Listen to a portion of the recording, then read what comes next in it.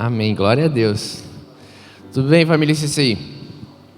Já aprendeu a sorrir com os olhos? Só ver você dar uma sorriso, você faz um carinha de apinha assim, para a pessoa entender que você está rindo.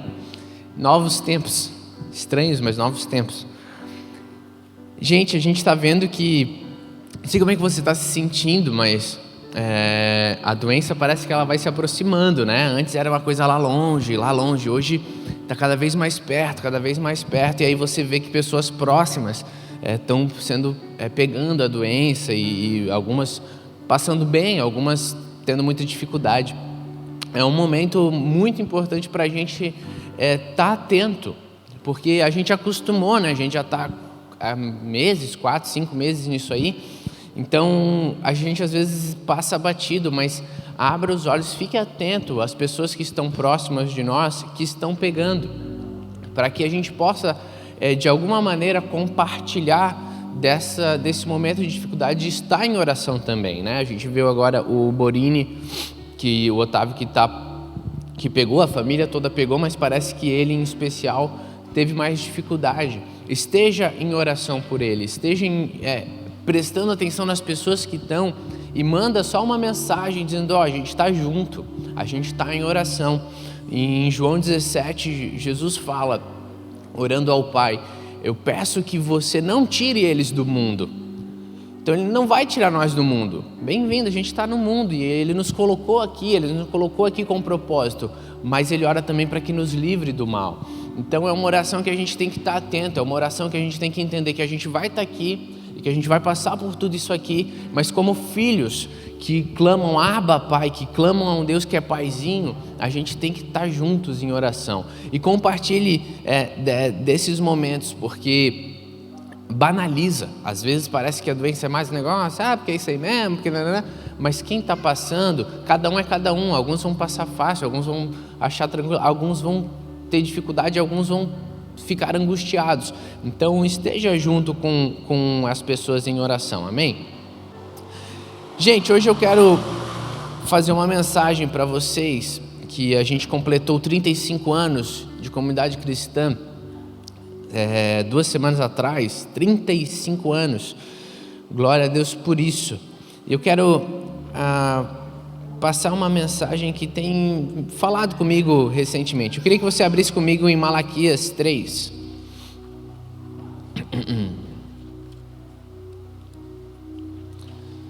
Malaquias 3, vamos ler o versículo 5 e 6.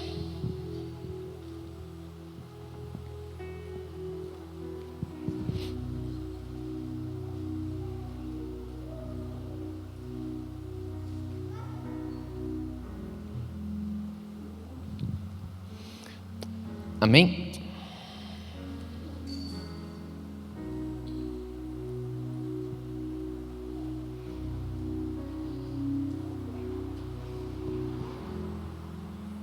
Eu acho que eu peguei errado.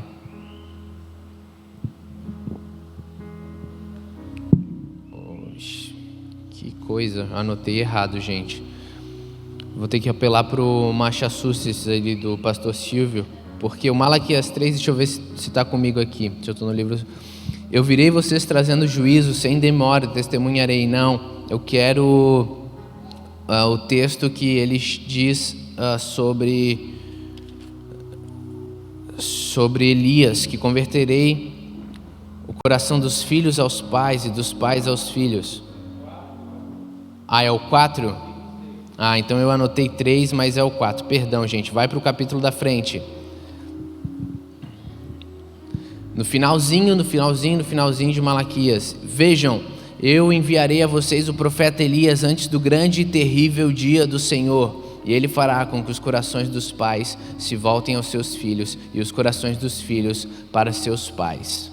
Amém? Do contrário, eu virei e castigarei a terra com maldição. E assim termina o Antigo Testamento.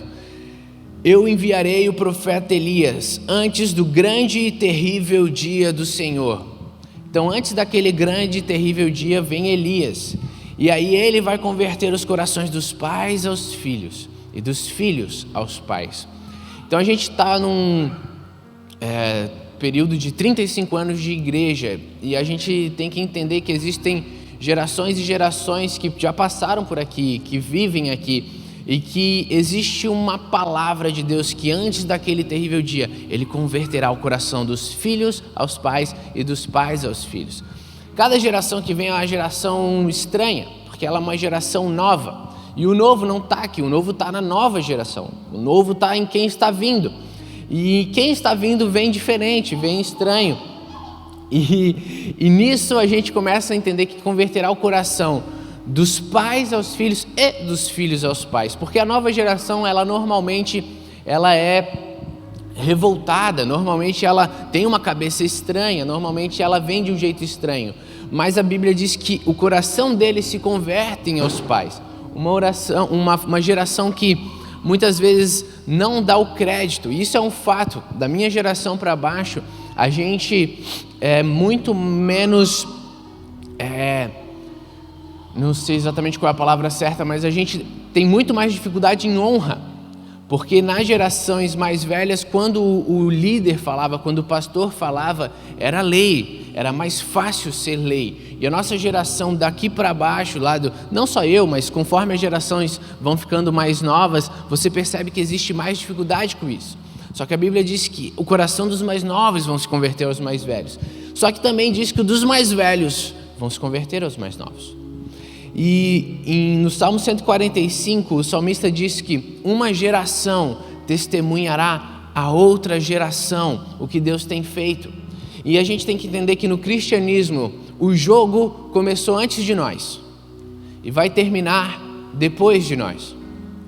Porque a gente tem um pensamento quase subconsciente de que a gente chegou numa plenitude.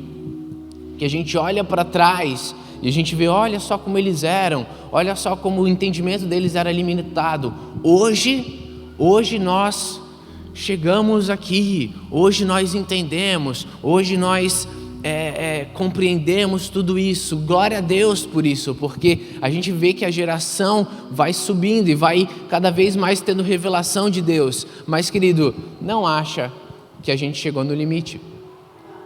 Não acha que a gente chegou no lugar onde, pronto, tudo que a gente tinha que saber a gente já sabe. Existe uma geração que vai vir depois, uma geração que vai vir depois, porque o jogo não acaba na gente. E por isso que a gente tem que ter um zelo e uma responsabilidade com a semente. Em Gênesis, quando Deus cria o homem e a mulher, ele dá um mandamento de multiplicar, ele dá um mandamento de semear, e esse mandamento ele vai muito mais além do que gerar vida, porque gerar vida por vida, ter filhos por ter filhos, todo mundo tem. O pessoal lá do mundo tem filho até quando não é para ter filho, eles têm filho. Então ter vida não é o ponto final, até porque a gente já está com 7 bilhões de pessoas no mundo.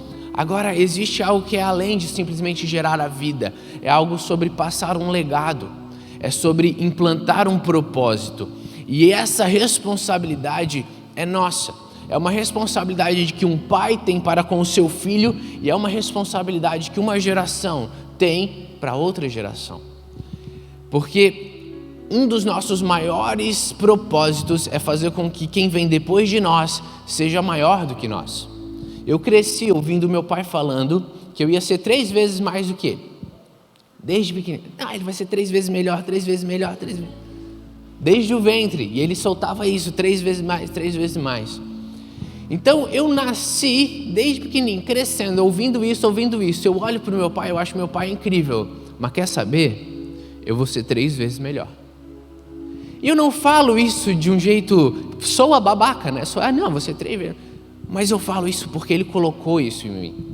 Ele trabalhou para isso. Ele disse, o meu filho vai ser 3 vezes melhor do que eu. E profetizou e abençoou desde criança. Hoje tem muito pai que quer que o filho passe pelo que ele passou.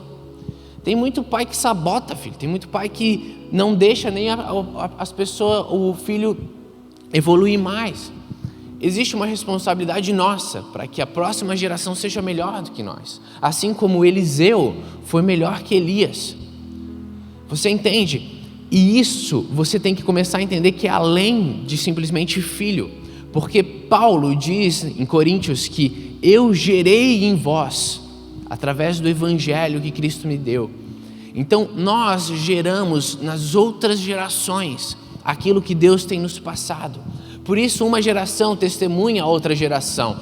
Foi muito legal aqui, a gente gravou, o pastor Carlos gravou e deu testemunho do violão, e tem muitas histórias que a gente não gravou e a gente tem que gravar, para que a geração testemunhe tudo que Deus fez para nós chegar até aqui, para que a gente venha uma geração ouvindo e entendendo tudo que Deus fez para nós chegar até aqui, mas que a gente também entenda que a gente não pode parar aqui, porque existem pessoas que vêm depois de nós, existem pessoas que estão lá fora, que elas vão vir depois de nós. Existem pessoas que ainda estão crianças, estão nascendo, e nós temos um compromisso com essa semente.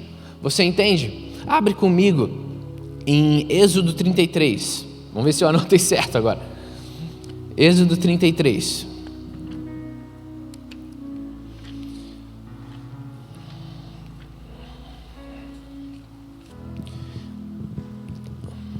Eu vou ler do 1. Acho que eu vou até o 15 ou 17. Depois ordenou o Senhor a Moisés: saia deste lugar com o povo que você tirou do Egito e vá para a terra que eu prometi com juramento a Abraão, Isaque e Jacó, dizendo: eu darei aos seus descendentes, mandarei à sua frente um anjo, expulsarei os cananeus, os amorreus, os hititas, os ferezeus, os heveus e os jebuseus. Vão para a terra onde há leite e mel com fartura, mas eu não irei com vocês, pois vocês são um povo obstinado e eu poderia destruí-los no caminho. Quando o povo ouviu essas palavras terríveis, começou a chorar. Ninguém usou enfeite algum, isso porque o Senhor ordenara que Moisés dissesse aos israelitas: vocês são um povo obstinado, e se eu fosse com vocês, ainda que por um só momento, eu os destruiria. Agora tirem seus enfeites e eu decidirei o que fazer com vocês. Por isso, dos montes de Herob em diante, os israelitas não usaram mais nenhum enfeite. Versículo 7. Moisés costumava montar uma tenda do lado de fora do acampamento, e ele chamava a tenda do encontro. Quem quisesse consultar ao Senhor ia até fora do acampamento. Sempre que Moisés ia até lá, todo o povo se levantava e ficava em pé à entrada das suas tendas, observando, até que entrasse na tenda. Assim Moisés entrava na coluna de nuvem, Moisés entrava e a coluna de nuvem descia, e ficava à entrada da tenda, enquanto o Senhor falava com Moisés. 10. Quando o povo via a coluna de nuvem parada na entrada da tenda, todos prestavam adoração em pé, cada qual na entrada da sua própria tenda. O Senhor falava com Moisés face a face, como quem fala com seu amigo. Depois Moisés voltava ao acampamento, mas o Josué, filho de Num, que lhe servia como auxiliar, não se afastava da tenda. Disse Moisés ao Senhor: tu me ordenaste, conduz este povo, não permites saber quem enviarás comigo. Disseste: eu conheço pelo nome, você tem me agradado. Se me veste com agrado, revela-me os teus propósitos, para que eu te conheça e continue sendo aceito por ti. Lembra-te de que esta nação é o teu povo. Respondeu o Senhor: eu mesmo os acompanharei e lhe darei descanso. Então Moisés lhe declarou: se não fores conosco, não nos envie. Como saberá que eu e o teu povo podemos contar com o teu favor e não nos acompanhar? Como mais poderão distinguir a mim e o teu povo de todos os demais da face da terra? 17. E o Senhor disse a Moisés: farei o que me pede, porque eu tenho me agradado de você e conheço pelo nome. Amém? Depois você pode continuar a ler o 33. Moisés tem um encontro com a glória de Deus passando pela fenda, mas aqui você vê que Deus chegou depois de tirar o povo de Israel do Egito, e ele diz assim: seguinte, Moisés, o povo é um povo de dura serviço, e eu não posso mais continuar com esse povo, porque pode ser que se eu continuar eu mate todo mundo. Ele foi honesto, ele foi muito honesto. Deus, né? Ele chegou e disse: olha, não dá, mas ele dá tudo o que precisa. Ele fala: não se preocupa, eu enviarei um anjo adiante de vocês, e ele matará todos os inimigos, e vocês entrarão na terra que mana leite e mel. Se você parar para pensar, se Moisés ele diz: ok, Deus, tudo certo, Moisés entrava na terra, porque Deus tinha falado: eu vou mandar um anjo na frente, o anjo vai resolver o problema e vocês vão entrar. Então imagina Se Deus chega para você hoje e Ele fala o seguinte: eu sei dos teus problemas, eu sei das tuas dificuldades financeiras, eu sei das tuas lutas, eu sei de tudo isso, não se preocupa, eu tenho um anjo aqui, ele vai resolver todos os teus problemas e você vai ir para a terra prometida, você vai para o lugar perfeito que você imagina. Só tem um problema: eu não vou estar com você. Era essa a proposta. O problema é que muitas vezes hoje nós aceitaríamos a proposta. A gente falou: Deus, vai resolver tudo? Vai, então tá bom. Só que Moisés diz: eu não vou se tu não for comigo. E quando tu lê o texto, ele fala que Moisés ia na tenda e Moisés tinha lá a presença do Espírito que vinha, e Moisés saía da tenda e ia falar com o povo. Só que tinha um rapaz, Josué, que não se afastava da tenda. Ele não saía de perto da tenda. E Moisés ia, voltava, mas Josué ficava lá. E aí Deus fala: então tá. Moisés diz: não, se tu não for comigo eu não vou. E ele diz: então tá bom, Moisés, então já que eu te conheço pelo nome, já que tu estás me pedindo, então eu vou com vocês. E aí Deus vai, e aí o povo vai caminhando, e os anos passam, e depois de muitos e muitos anos, o que acontece? Moisés não entra na terra prometida. Mas o jovem que não se afastava da tenda, ele assume a liderança do povo e entra na terra prometida. Eu não sei o quanto tempo Moisés ficou com Josué e Moisés ensinando, mas só o fato de Josué não se afastar da tenda já mostrou um rapaz que muito aprendeu, não só com a presença de Deus, mas com a própria vida de Moisés. Você entende que uma geração passou para outra geração? E isso foi triste, porque conta uma história de uma geração que ela teve muita dificuldade porque saiu do Egito. Mas uma geração não larga a presença de Deus e ela passa por uma outra geração que entrou na terra prometida, que vai passar por uma outra geração que vai criar o Estado de Israel, que vai passar por uma outra geração que é Davi, que vai passar por uma outra geração que vai chegar em Cristo, e essa é o caminho da semente até chegar numa outra geração que vai ser o precursor da volta de Cristo. E cabe nós estar nesse caminho, cabe nós ser parte dessas gerações. O que você tem que entender é que não acaba em você e não começou em você. Infelizmente, às vezes a gente tem essa mentalidade. Vai lá comigo agora rapidão em Isaías.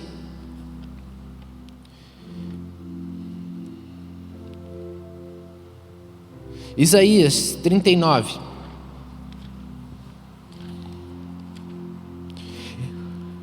Isaías capítulo 39, versículo 3. Vamos ler do 3 até o final.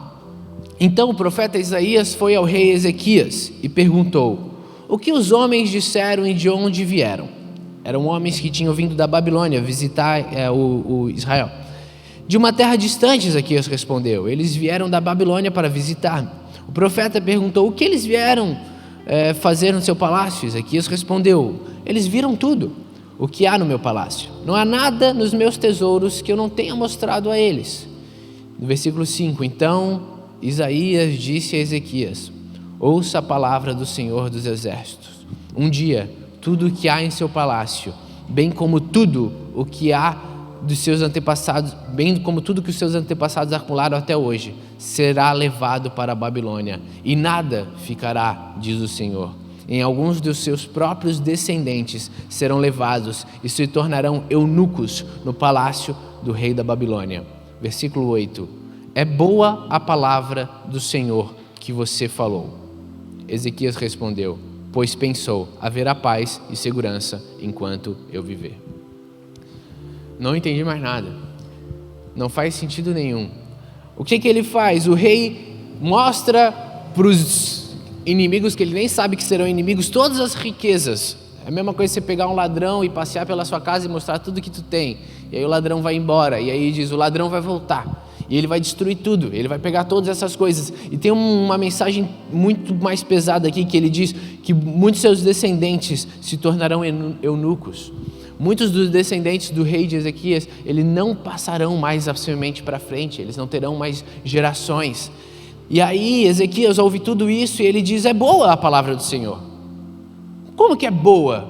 É boa porque haverá paz enquanto eu viver. Ezequias é um homem que não entendeu. o propósito de Deus, porque ele achava que se fosse bom enquanto ele está vivo, está tudo certo. É mais ou menos aquilo, ó, querido, enquanto eu estou vivo aqui, se estiver aqui, tudo bem, tudo bom, legal, mas eu morri, e se o meu filho, ele não entregar a vida dele para Cristo, e se o meu filho não ter um legado que eu deixei para ele, tudo bem. Porque o importante é que eu, enquanto estava vivo, deu tudo certo. Querido, existe uma responsabilidade com a semente, existe uma responsabilidade com o que está por vir, existe uma responsabilidade com as gerações que estão vindo. E quando eu falo que não é só, não termina em nós, é muito interessante, porque no culto do campo, no culto do sítio, a gente contou as histórias. Teve pessoas lá, a Fran, a Cibele, a Ária, a Cris, todos eles contaram histórias da igreja. E é lindo, não é legal, não dá um quente no coração quando você ouve assim, isso não é maravilhoso? E eles falaram uma coisa do pastor Zizo que eu amo, porque o meu pai também conta muitas histórias dele, e ele falava, e eles falaram que o pastor Zizo era um homem à frente do seu tempo. Maravilhoso. Um homem à frente do seu tempo. E eu e você, a gente é à frente do tempo? Do que adianta falar que alguém do passado era à frente do tempo e a gente ficar preso no passado do cara que era à frente do tempo? Se eles eram à frente do tempo e a gente se inspira neles, que a gente possa ser à frente do nosso tempo. Você entende? Existe uma briga de forma e conteúdo. Querido, forma vai mudar sempre, mas o conteúdo, ele tem que permanecer. Um conteúdo que é bíblico, um conteúdo que é real. Existem 3 verdades que brigam na nossa vida. A primeira, na nossa vida religiosa, a primeira é a tradição. A tradição, ela é boa quando ela é boa. São tradições que a gente passa de um para o outro. Por exemplo, a gente tem a tradição da igreja, e da igreja se organizar dessa forma. Sempre vem alguém com uma ideia louca que alguém já fez. É do tipo, não, eu li a Bíblia e vi que Atos eles se reuniam nas casas. Isso aqui está tudo errado, a gente tem que se reunir nas casas. E aí ele tem uma ideia incrível. Eu estou fazendo o seminário e é muito legal a aula da história da igreja, porque a professora é muito boa, ela fala, gente, tudo isso que a gente vê hoje já aconteceu em algum momento, mas por não conhecer a história, a nossa própria história, a gente cai nos mesmos erros. Daí o que alguém faz? Ele abre uma igrejinha não, ele abre uma casa lá na sala dele e faz, não, a igreja é nas casas. Só que aí a casa dele começa a atrair pessoas e aí ela vai crescendo. E aí a casa dele não cabe mais as pessoas, aí ele aluga uma salinha, e aí a salinha não cabe mais as pessoas, e aí ele aluga um galpão, e aí tem as crianças, e aí tem adolescente, aí ele cria o ministério de crianças. Em 10 anos, tudo aquilo que ele falou que não era, ele virou uma igreja. Então são coisas que a tradição precisa nos mandar, porque a gente precisa entender toda a história que a gente passou. Só que existem tradições que não necessariamente são boas, muitas delas não são boas. A outra coisa que briga com nós é razão. A gente faz um pensamento que ele precisa ter razão, ele precisa ter sentido, ele precisa ter coerência no nosso pensar. Só que ao mesmo tempo a razão, muitas vezes, ela mata o que é real na Bíblia, porque ela pega a multiplicação dos pães e peixes. O que a gente faz com a razão? Vocês já viram alguém falar isso? Na verdade, a multiplicação dos pães e peixes foi o povo sentando em 50 e 50 e compartilhando o que tinham. Então, quando compartilharam o que tinham, todo mundo comeu e sobrou, porque o segredo é compartilhar. Muito bonito, eu acho bonito. O milagre, ele começa com um garoto que vai compartilhar os pães e os peixes que ele tem. Mas a Bíblia não fala disso. A Bíblia fala disso, que ele veio compartilhar os pães e peixes e Jesus multiplicou os pães e os peixes. Eu não sei como foi isso. Talvez foi uma pipoqueira. Peixes voando assim, bum, bum, bum, bum. Não sei. Mas quando eu leio, eu creio. E por isso existe uma terceira autoridade que é a máxima para nós, que é isso aqui. A palavra de Deus é o livro autoritativo da nossa fé. O que diz aqui é o que isso aqui diz. E a gente caminha por causa disso daqui. E vai vir ideias novas, e vai vir gente diferente, mas se tiver de acordo com isso aqui, tudo bem. Se não tiver de acordo, que seja anátema. Se alguém acrescer alguma coisa, que seja maldição. Mas se isso aqui for o nosso norte, a forma vai mudar, mas o conteúdo é o mesmo. E a gente vai criar uma geração que vai passar para outra geração e que vai se basear nisso. E isso é o que tem que queimar no nosso coração. Isso aqui tem que fazer com que seja um norte, onde a gente seja apaixonado. E isso seja o que traz sentido. Porque se amanhã um outro falar uma coisa diferente, a gente vai pegar isso aqui e vai falar, faz sentido. Ou vai falar, não, tu está falando besteira. E isso agora vou trazer para um ponto prático. Olha isso aqui, que lindo. Muito bonito. Isso aqui o Rodrigo deu a inspiração para nós, dá até um quentinho no coração quando vê esse púlpito. Acho bem fofo. Tem que melhorar ali ainda os quadros, que a ideia é fazer mais. Mas isso aqui tudo é nós querendo dar o nosso melhor para Deus. Para quando a gente cultuar, a gente tem o melhor. A gente tem bateria, guitarra, baixo, tem tudo isso. E tudo isso, querido, tudo isso, inclusive o microfone, foi uma luta na história da igreja. Quando John Wesley pregava e vem evoluindo, você vai vendo que quando vem microfone, pessoas falaram, não sei se é de Deus, porque Deus falou para nós pregar com a nossa voz, para a gente falar, não sei se a gente tem que usar outras coisas. Quando vem a guitarra era um caos, porque a guitarra é um instrumento eletrônico que fazia lembrar, não, vamos ficar no violão. Quando vem a bateria era um caos, a forma vai mudando. Então olha só, hoje nós estamos em 2020, pensa como é que vai ser a igreja em 2070. Pensa, se Deus quiser a gente já está com Cristo, amém? Mas pensa, às vezes vai ter um cara aqui com um computador e ele vai apertar play e aí ele vai falar, quem ama Jesus bota a mão para cima, aí todo mundo, e aí vai ter um lá andando de skate num canto e vai ter um outro fazendo malabares, e aí se nós olhar para a igreja em 2070 a gente vai falar, mano, isso é um circo, isso é ridículo. Mas se John Wesley olhasse isso aqui, ele ia falar que é um circo. Ele ia falar que é ridículo. Por isso a gente tem que entender que forma muda. Daqui a pouco vem outras formas, vai ter sempre formas diferentes. Mas o conteúdo é o mesmo. A palavra que John Wesley pregava é a mesma que a gente prega. A palavra que os avivalistas pregavam é a que a gente prega. Graças a Deus pelo Espírito Santo, que vai nos trazendo revelação, que vai nos trazendo compreensão. Mas a palavra é a mesma. E essa palavra tem que nos manter. Só que tem coisa que não é a palavra. Quer ver? Tem muita coisa que a gente... Lembra, num outro culto que eu vim aqui, eu falei que o arrebatamento que desaparece as pessoas é coisa do filme, porque a Bíblia não fala daquele arrebatamento? Teve gente que ficou assim, oi, não fala? Mas sempre foi assim, como é que não fala? Porque ela não fala daquele arrebatamento. Algumas pessoas têm uma visão escatológica que acreditam naquele arrebatamento, mas a Bíblia em si ela não fala desse tipo de arrebatamento. Por isso que eu falei também do chip, lembra? O chip não existe chip da besta, querido, não existe chip da besta, existe uma marca. E essa marca não vai enganar ninguém, porque essa marca vai ser intencional, as pessoas vão aceitar essa marca porque entendem que é a marca do anticristo. Como vai ser essa marca, a gente não sabe, alguns acham que é um chip, mas pode ser outra coisa. Então, você tem que começar a entender o que é Bíblia e o que não é, e clamar pelo que é Bíblia. Por exemplo, tem muita coisa, Saulo caiu do cavalo. Você lembra quando Saulo cai do cavalo e vira Paulo? Então, a Bíblia não diz que Saulo caiu do cavalo. Em nenhum lugar a Bíblia fala que Saulo estava num cavalo e nem que caiu do cavalo. Mas na nossa cabeça ele caiu do cavalo, porque isso é tradição que foi passada. Maria Madalena nunca foi uma prostituta.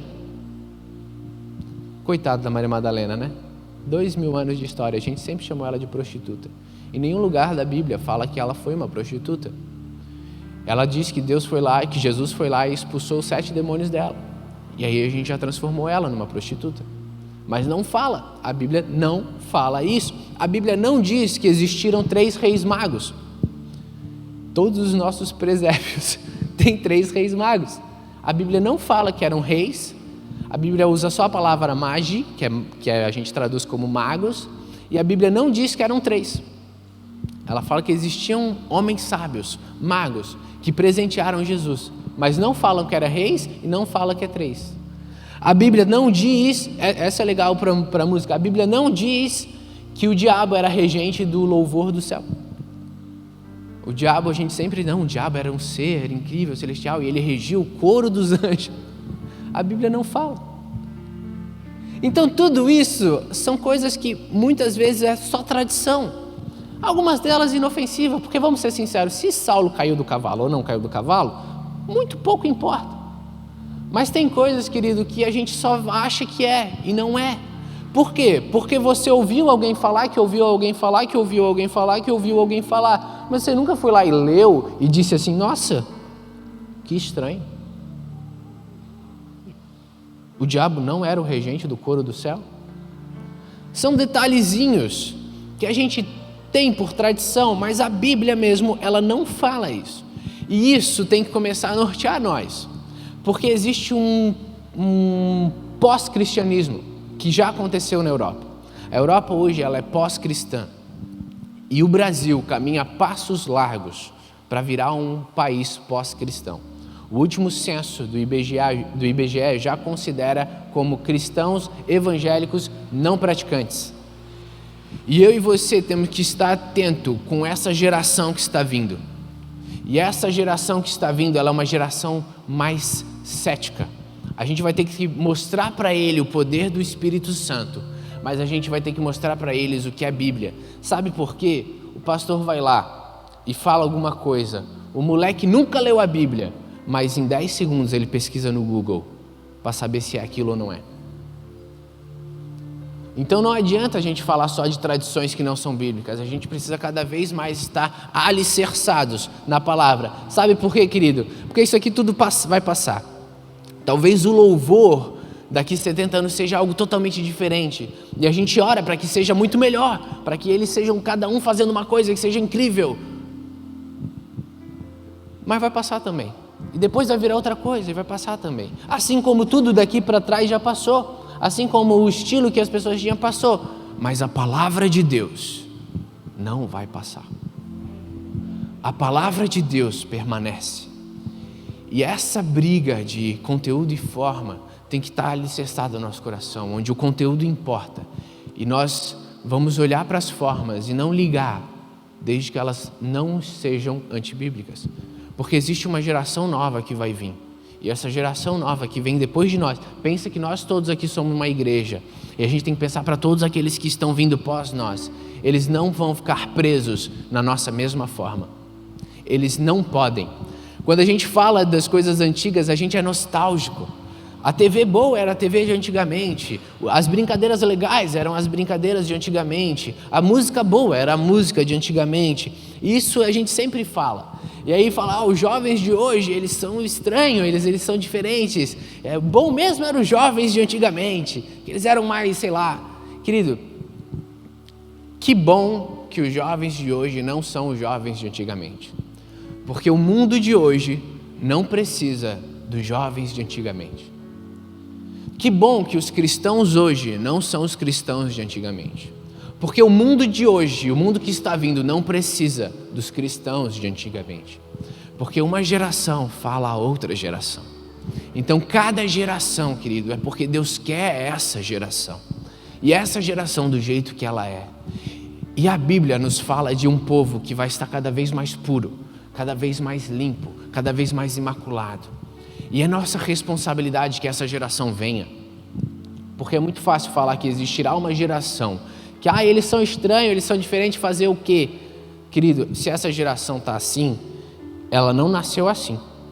Não sei se você já percebeu que não vem pronto, não vem assim, olha só. Não, existiu uma geração que talvez não educou a geração como outros educaram a geração. Se você culpa a geração que está por vir, é que nem o pai que fala do filho, meu filho é muito mal educado. Querido, você é o pai, você educou o seu filho. Então, é sua responsabilidade com essa semente. E isso, como cristãos, começar a colocar um marco onde a Bíblia vai nos nortear para sempre. Onde o que não é bíblico, a gente até conversa, mas o que for bíblico, a gente permanece. Paulo briga com isso em Romanos 14. Vamos ler comigo Romanos 14. Rapidinho para nós ir para o finalmente.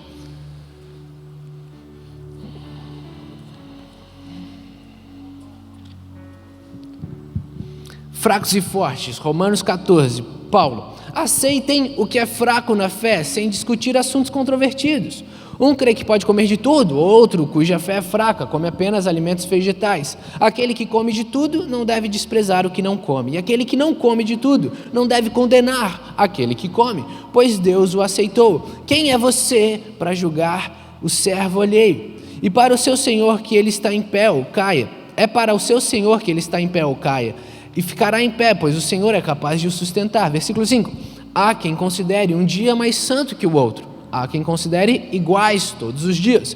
Cada um deve estar plenamente convicto em sua própria mente. Aquele que considera um dia como especial para o Senhor, assim o faz. Aquele que come carne, come para o Senhor, pois dá graças a Deus. Aquele que se abstém, para o Senhor se abstém e dá graças a Deus. Pois nenhum de vós vive apenas para si, e nenhum de nós morre apenas para si. Se vivemos, vivamos para o Senhor. Se morremos, morremos para o Senhor. Assim, quer vivamos, quer morremos, pertencemos ao Senhor. Por esta razão, Cristo morreu e voltou a viver, para ser Senhor de vivos e de mortos. Portanto, por que julga seu irmão? E por que despreza o seu irmão? E por que Pois todos compareceremos diante do tribunal de Deus, porque está escrito: por mim mesmo jurei, diz o Senhor, diante de mim, todo joelho se dobrará, toda língua confessará que eu sou Deus. Assim, cada um de nós prestará contas de si mesmo a Deus. Portanto, deixe de julgar uns aos outros. Em vez disso, façamos o propósito de não colocar pedra de tropeço ou obstáculo no caminho do irmão, como alguém que está no Senhor Jesus, tendo plena convicção de que nenhum alimento é por si mesmo impuro, a não ser para quem assim considere.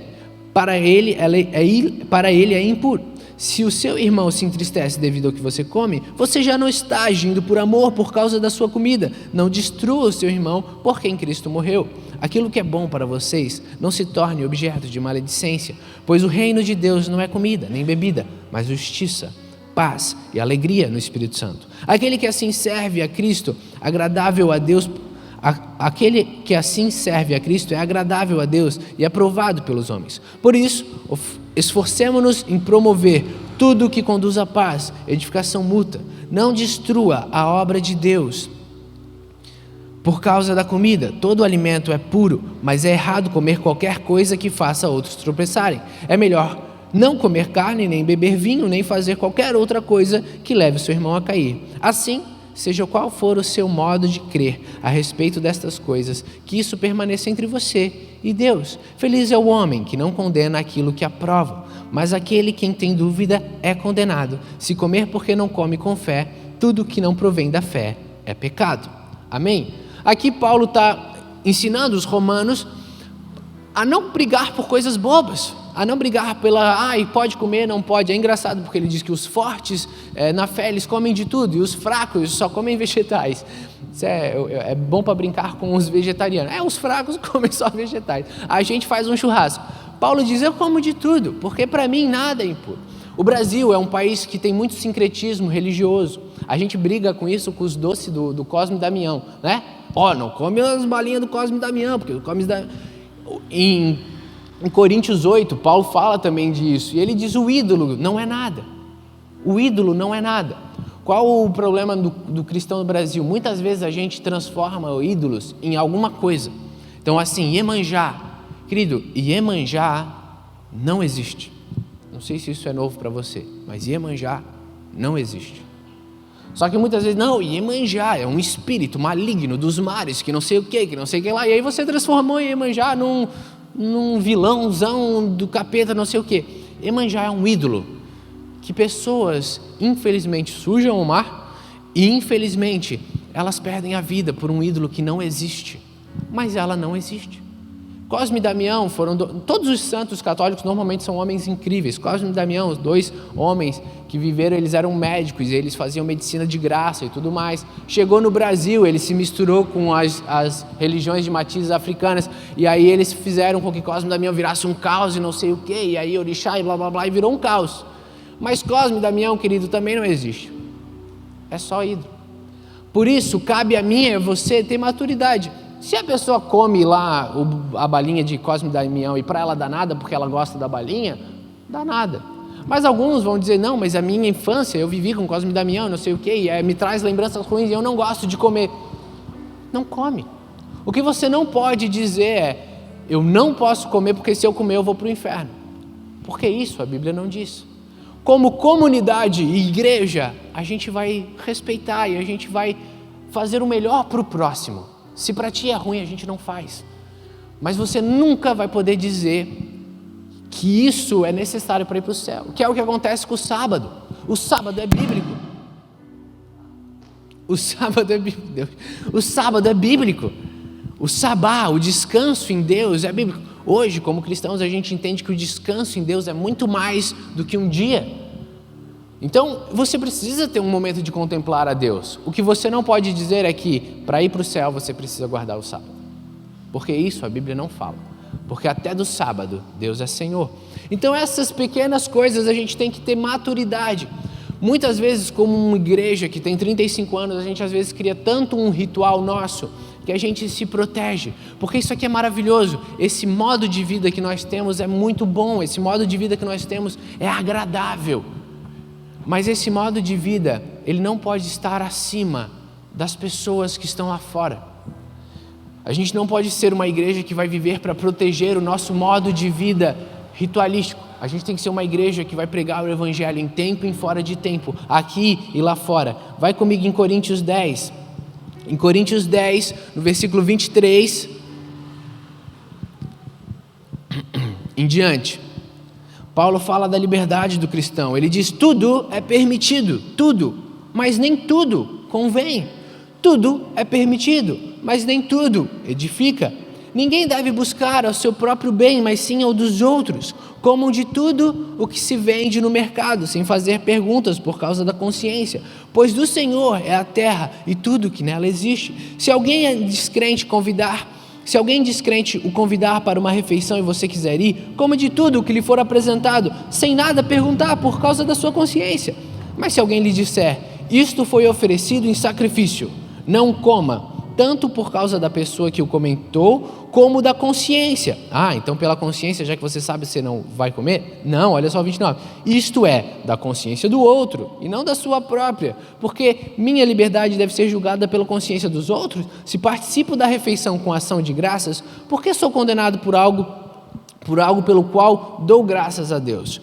31. Assim, quer comam, bebam ou façam qualquer outra coisa, façam tudo para a glória de Deus. Não se tornem motivo de tropeço, nem para judeus, nem para gregos, nem para a igreja de Deus. Também eu procuro agradar a todos de todas as formas, porque não estou procurando meu próprio bem, mas o bem de muitos, para que sejam salvos. De novo, 33. Também eu procuro agradar a todos, de todas as formas, porque não estou procurando o meu próprio bem, mas o bem de muitos, para que sejam salvos. No final disso, essa é o que clama no coração de Paulo. Paulo, ele procura o bem de muitos, para que sejam salvos. Você já ouviu da circuncisão, né? Então, o judeu, ele se circuncida, e Paulo diz: não precisa se circuncidar, porque Cristo é o nosso motivo de salvação. Creia em Deus, se arrependa dos seus pecados, você é salvo. Circuncidar não é necessário, porque nós precisamos ser circuncidados no coração. Então, ele tem duas situações, Tito e Timóteo. Eu confundo, mas Tito, ele envia Tito para pregar, e ele diz para Tito claramente: Tito, não se circuncide. Porque Tito vivia numa realidade onde a teologia deles estava brigando com os judeus, porque os judeus acreditavam que era preciso se circuncidar para ser salvo. E ele diz: não se circuncide, Tito, para mostrar que não é necessário se circuncidar para ser salvo. Porque a palavra de Deus não diz que precisa se circuncidar. Então não se circuncide, Tito.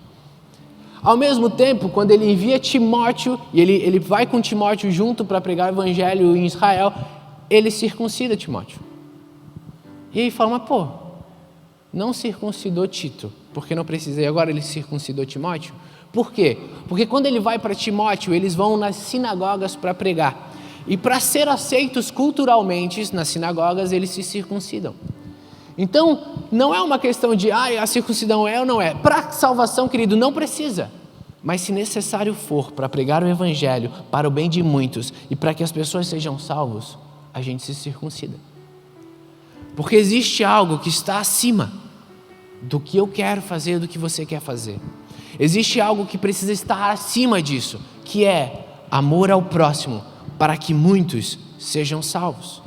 Então, se o que você pensa, o que você acha, ele é um empecilho para que alguém seja salvo, comece a pensar no que você pensa.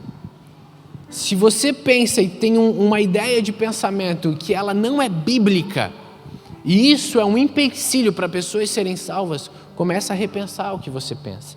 Por isso, em Romanos, no 12:2, ele diz: não vos conformeis com esse mundo, não seja como o mundo, mas transformai pela renovação da vossa mente.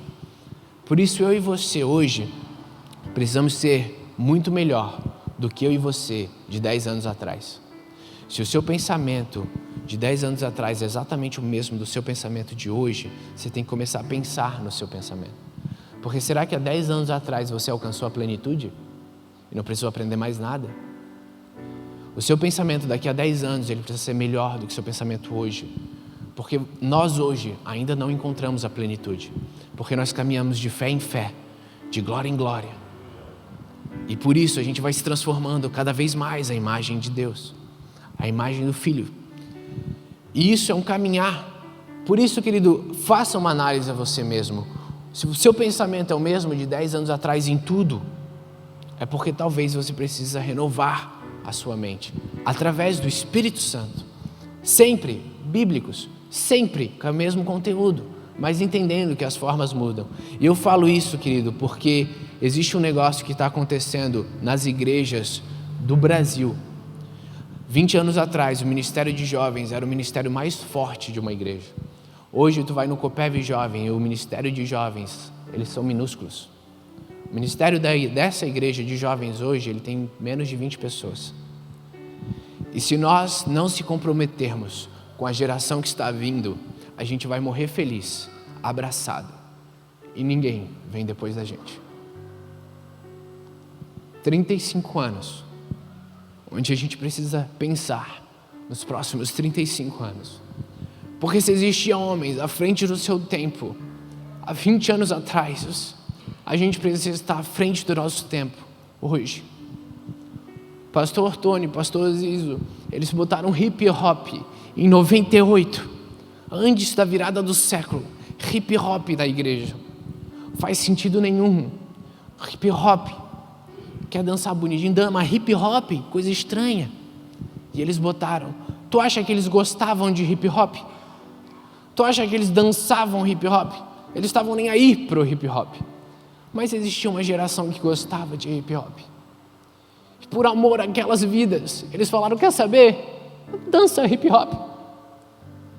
Você entende? Existem gerações que estão vindo e é sua responsabilidade se comprometer com essas gerações, para que não seja só vida, para que seja um legado. Você sabe qual é a diferença da herança para o legado? Você tem uma família. Eu sou jovem, você tem uma família, você teve filhos. Aí você morreu. Aí você deixou uma casa para o seu filho. Maravilhoso, isso é uma herança. Ele tem uma casa, existe estrutura. Agora, vida boa, já tem uma casa. Mas se você não ensinou o seu filho a ser família, ele tem uma casa, mas ele não sabe ser família. Se você ensina legado, se você é uma família, você ensina ao seu filho a ser família, ele não precisa nem de uma casa, porque ele vai saber ser família. E cabe a nós, muito mais do que herança, deixar legado para uma próxima geração, que vai crescer porque viram nós, viram a gente, e viram, eles eram homens apaixonados por Jesus, e me inspiraram a ser apaixonados por Jesus. O que não pode é a gente criar uma estrutura que é boa para nós, e única e exclusivamente para nós. Porque por amor às pessoas que não foram salvas ainda, eu posso todas as coisas. Por amor a esses eu vou trabalhar de um jeito que eu não seja tropeço para ninguém. Trabalhar de um jeito que eu não faça empecilho para que ninguém deixe de conhecer a Cristo. Por isso, se precisar for, a gente não se circuncida. Se precisar for, a gente circuncida. Porque existe algo que clama mais do que uma igreja que é feita à minha imagem, à minha semelhança. E querido, eu não estou falando simplesmente como um menininho que é o mais jovem, porque eu vou ser sincero, se fosse fazer uma igreja que é só a minha imagem e semelhança, ia ser um tipo de música, ia ser um tipo de coisa, e querido, sabe quem ia estar nessa igreja? Só eu. Só eu. Por isso não é para ser uma igreja a minha imagem e a minha semelhança. É para ser uma igreja, querido, que nós todos entendamos o nosso propósito com a próxima geração. Que a gente abra os nossos olhos e diga: até aqui o Senhor tem nos ajudado, mas a gente vai ser fundamento e alicerce para que aqueles que vêm depois de nós possam ir muito mais além. Amém? É minha e é sua responsabilidade. Eu quero terminar lendo Efésios e fazer uma oração com você. Efésios 3, do 14.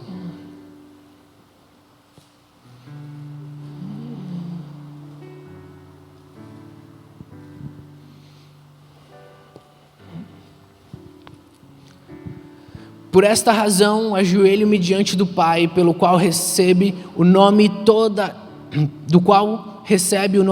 a família nos céus e na terra. Oro para que, Efésios 3,16, oro para que com as suas gloriosas riquezas, Ele os fortaleça no íntimo do seu ser, com poder, por meio do seu Espírito, para que Cristo habite no coração de vocês, mediante a fé. E oro para que, estando arraigados, alicerçados em amor, vocês possam, juntamente com todos os santos, compreender a largura, compreender a altura, a profundidade, conhecer o amor de Cristo, que excede todo entendimento, para que vocês sejam cheios de toda a plenitude de Deus. Aquele que é capaz de fazer infinitamente mais do que tudo o que pedimos ou pensamos, de acordo com o seu poder, que atua em nós. A Ele seja glória. A Ele seja glória na igreja e em Cristo Jesus, por todas as gerações, para todo o sempre. Amém. Amém. Esteja orando comigo, porque quando Paulo diz para nós juntos caminharmos, para a gente entender qual a largura, qual a profundidade, qual a altura, querido, é porque a largura não é ali, é porque a profundidade não é lá e porque a altura não é aqui. É porque a gente precisa compreender um amor que excede o seu entendimento. Não ouse encaixotar Deus numa caixinha que você criou. Que você possa estar disposto junto como igreja, como comunidade, compreender a largura que vai muito mais além, o comprimento que você não consegue nem enxergar, a altura que rasga os céus, e um amor que excede o entendimento. E que juntos nisso a gente possa passar por todas as gerações até que Ele venha. Amém? Esteja diante de Deus. Eu queria que você se colocasse de pé e que você possa orar comigo com um coração sincero e se comprometendo com a semente, se comprometendo com as gerações que vêm depois de nós. Não só com os nossos filhos, mas como diz Paulo, com aqueles que nós iremos gerar através do Evangelho de Cristo. Amém? Senhor Deus Pai, obrigado Deus, porque Tu és maravilhoso. Obrigado Deus, porque coube a Ti colocar tesouro precioso em vasos de barro. E eis aqui a gente, Deus, vasos de barro, papai, mas cheio de tesouro precioso. Oramos, Deus, para que o Seu Espírito, papai, venha estar vindo ao nosso encontro, Senhor. Para que a gente possa compreender, Deus, tudo aquilo que Tu tem para nós. E tudo aquilo que Tu tem para fazer através de nós, Senhor. Deus, que a gente não seja pessoas, Senhor, cristãos que deixarão morrer na gente, mas que a gente seja cristãos, papai, que passarão um legado para a próxima geração. Que a gente seja homens e mulheres, papai, que investirão naqueles que estão vindo depois da gente. Eu oro, Deus, para que o Seu Espírito, papai, venha estar nos capacitando, papai. Para que o Seu Espírito, Deus, venha estar expandindo nossas mentes, Senhor. Que a gente não se limite à forma, papai, mas que a gente seja alicerçado no conteúdo. Que a gente seja alicerçado na Sua palavra, papai. E que a gente pegue essa palavra, Deus, e transmita nos corações daqueles que estão vindo, papai. Que realmente, Deus, existam gerações, papai, que vão vir muito além da gente, papai. que se a gente pode vir até aqui, Deus, que existam gerações, papai, que vão aonde a gente não foi, papai, porque, Deus, a sua palavra fala de uma ovelha perdida, Deus. Eis aqui por fé 99 ovelhas, Deus, 99 ovelhas, papai, que estão no lugar certo, que estão com o coração diante de Ti, mas a Tua palavra fala do pastor que vai atrás da ovelha perdida, Senhor, e nós oramos pela ovelha perdida, papai, e que ela rasgue, Deus, e que o pastor deixe todo mundo, mas que ele vá atrás daqueles que não estão aqui, Senhor. Eis-nos aqui, papai, como igreja, papai, e coloque o nosso coração, Deus, nas ovelhas perdidas, papai. Nos coloque o nosso coração, Deus, nos filhos, papai, que estão longe de casa, Deus. Coloque nossos corações, papai, naqueles, Deus, que estão sofrendo nessa pandemia, porque não entendem quem é Deus Pai, um Deus que cuida e que é zeloso, Senhor. Coloque, Deus, os nossos corações, papai, que a gente possa ir aonde uma geração não foi, atrás da ovelha perdida, papai. Que realmente, Deus, exista, papai, uma noiva apaixonada por Ti, uma noiva ansiando para a Sua volta, Deus, e por isso pregaremos o Evangelho, Deus, aqui na cidade de Itajaí, no estado de Santa Catarina, no Brasil e até os confins da terra, papai. Eis-nos aqui, Senhor, coloque isso em nosso coração, grave isso em nossas mentes, papai. Transforma-nos, Senhor, renova-nos, papai, pela Sua palavra. É o que oramos e pedimos em nome de Jesus. Amém. Amém. Dê um aplauso ao Senhor, querido.